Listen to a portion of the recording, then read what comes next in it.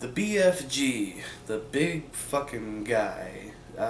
That's not actually what it stands for. It's the Big Friendly Giant. It's the new Steven Spielberg film about the big friendly giant who kidnaps a little girl named Sophie in the middle of the night because he was seen by her and he's afraid that she's going to blab to the other humans and tell them that giants exist.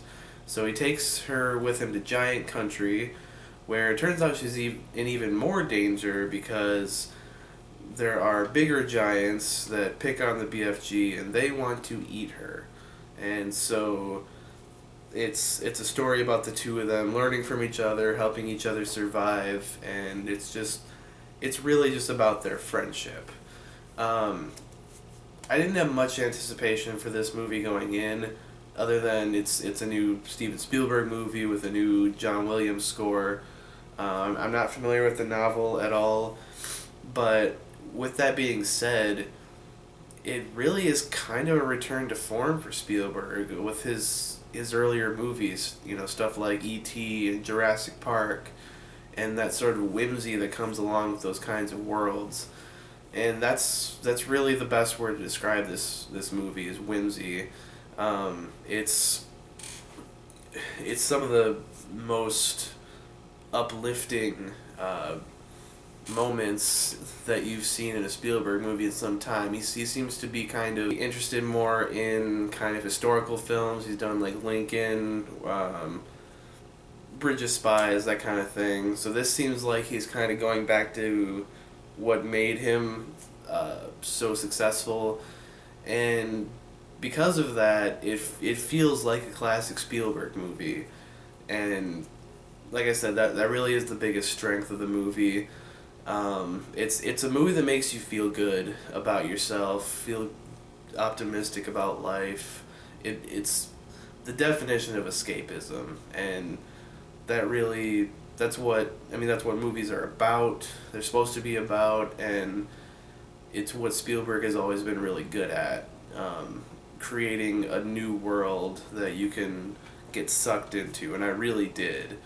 In no small part due to the tremendous performances by Mark Rylance as the BFG, and then also I believe it's Ruby Barnhill as the girl Sophie, who I don't know if I've seen her in anything. I tried to think if I recognize the name at all, but she's phenomenal. She was so likable, so charming in this movie. I really hope she gets more work because she was fantastic.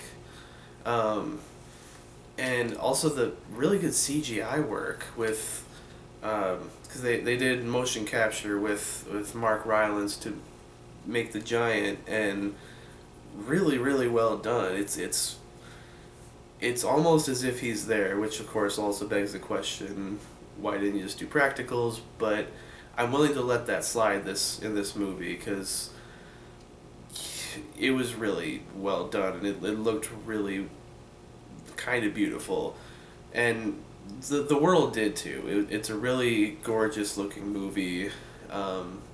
Really captures the spirit of like a magic fairy tale kind of world. The only things that I would say is that this is a movie that is not really concerned with sort of the typical 3-act hero's journey sort of structure. There's a lot of downtime, and there's a lot of it's a lot of focus on just the friendship between the BFG and Sophie, and because of there is conflict, there's the other giants and everything, but that's a lesser part of it. It really is just the relationship between these two characters. And because of that, there's not a whole lot of tension, there's not a whole lot of suspense or anything like that. There is, but like I said, it's really downplayed.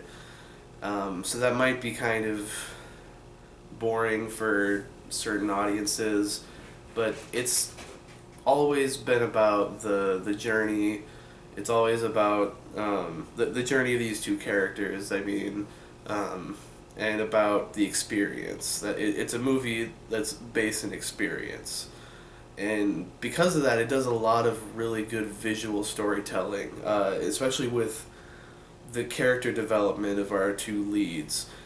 You get a little bit of spoken backstory about them, but for the most part, you get an idea of who these characters are through visuals, through just seeing them interact, and through little hints, especially with the BFG. Once when you're in his home and you're kind of seeing his work and certain things around his house, you see you get to kind of piece together like what his past was like and some more heartbreaking things that happened to him that made him the way he is now. Um, so that was really well done. Uh, I would say if certainly if you have a family and you're looking for a good family film, this is since Zootopia is not in theaters anymore, this is probably your best option. Either this or Finding Dory was fine too, but of the two, I would say this one, uh, especially if you're a Spielberg fan and if you want to like pass that on to the next generation, perfect movie to do it.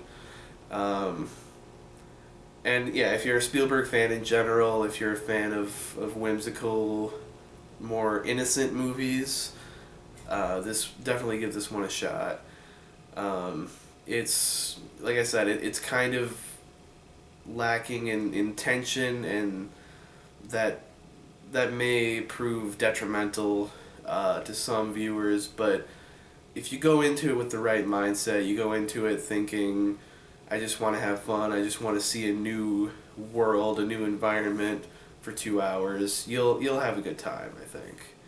So, yeah, that will wrap up this review. I have a more in-depth written review, which is on my WordPress site, and I'll leave a link to that down below. You can go check that out if you want a more in-depth version of my thoughts. But until then, thank you for watching, and this is Aaron signing out.